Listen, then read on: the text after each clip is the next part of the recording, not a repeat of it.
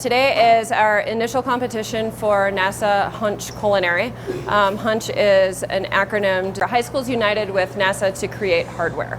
And what we're doing here is we're marrying our knowledge of physiology and microgravity with our love of cooking and the kitchen.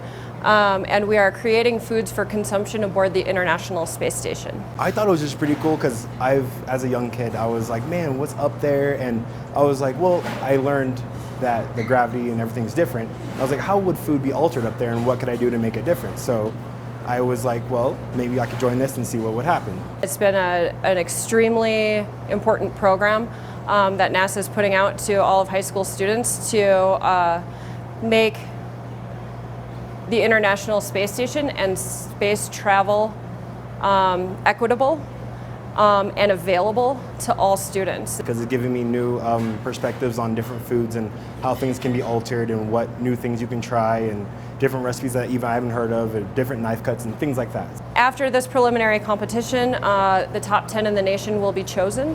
And those 10 will go on to compete at the Johnson Space Center, where they will cook for a panel of astronauts and biomedical engineers at NASA.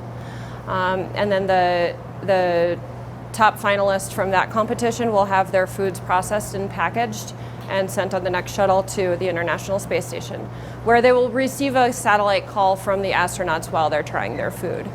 It's really cool because it's not the typical kind of culinary experience, and it's something outside of academics that I can do that's a little different. They have access to space. That's what they get, as opposed to the other kids just sitting and learning in a classroom. What the space program gets is diversity.